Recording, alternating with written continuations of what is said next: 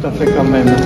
Alors, je vais vous parler dans un sens un peu chronologique de ce qu'on trouve dans cette église. Alors, ce qu'il y a de plus ancien, évidemment, ce sont deux sculptures qui sont uniques dans le Sungo.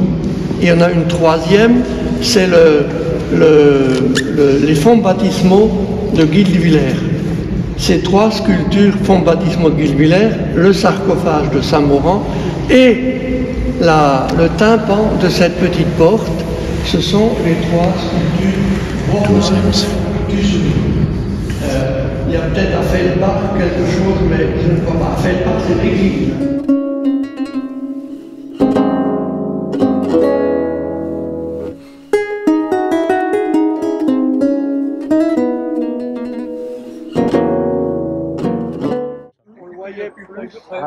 Et l'église se trouvait là, sur cet emplacement. Et le clocheton, vous voyez, le clocheton de la fontaine et la Vierge datent du temps de l'église. Elle était sur l'angle de l'église.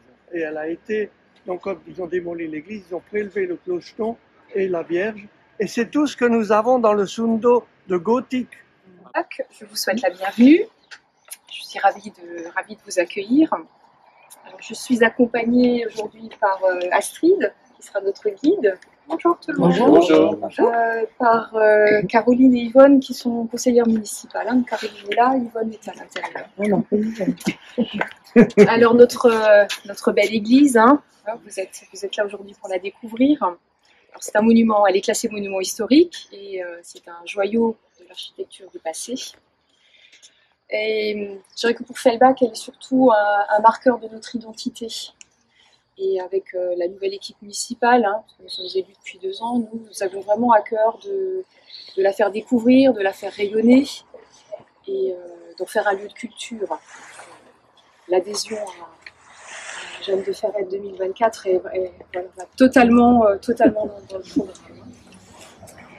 Alors Jeanne de Ferrette, donc elle a été propriétaire des lieux à partir de 1324. Et c'est ce qui a motivé ma démarche de prise de contact. Nous, on aimerait bien faire partie de votre aventure. Mais vous ferez partie.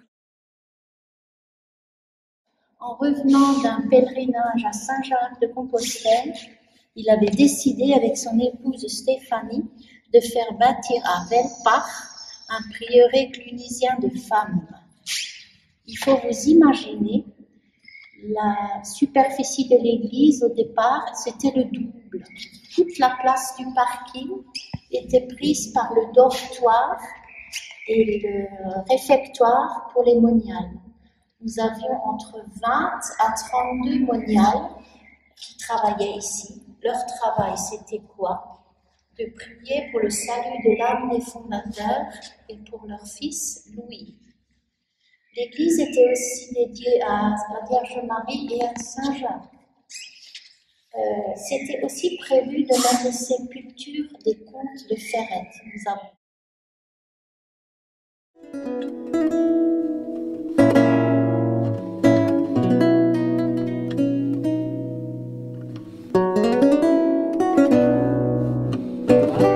Et M. Kilvasser a eu la gentillesse de nous recevoir cet après-midi, nous qui formons donc cette association Jeanne de Ferrette 2024, parce que pour 2024, nous souhaitons, comme on l'a dit ce matin à Kirch, créer des événements, des choses, etc., des actions qui concernent le domaine des Ferrettes, le domaine des Habsbourg et le domaine des Habsbourg-Ferrette, qui se sont liés ensemble ou unis ensemble à partir de 1324 à Thann. Voilà. Donc merci de nous, le 17. Merci de nous recevoir et dans cette optique-là de cette association éphémère qui s'appelle JDF 24, dont l'objet est celui que je viens de vous expliquer. Alors merci de venir ici à Ferrette où tout a commencé. Avec plaisir. On est au complet là? Oui, ça y est. Ils sont là. Et en fait, ce bâtiment, ce sont 2 lots. Et c'est en 1572 qu'a été créé cet hôtel de ville de style Renaissance rhénane on dit même architecte que l'hôtel de ville de Bâle, et c'est le même style que l'hôtel de ville de Bâle, même plus ou moins la même couleur.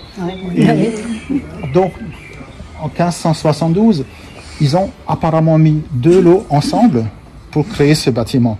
On voit également dans la cave de la partie droite et gauche que c'est complètement différent. On voit bien que c'était 2 constructions différentes, puisque avant 1570, vous pouvez vous imaginer, il y avait autre chose. Il y avait ces maisons. Vous verrez, après, Ferrette avait 2 remparts. Et ces lots de maisons se sont construits très rapidement sur le deuxième rempart, laissant au milieu un genre de chemin de ronde. Et donc, d'ailleurs, on dit que c'est grâce à ce couple qui est enterré du côté de Vienne, à Gaming. Et on dit que c'est grâce à ce couple que la dynastie des Habsbourg a démarré.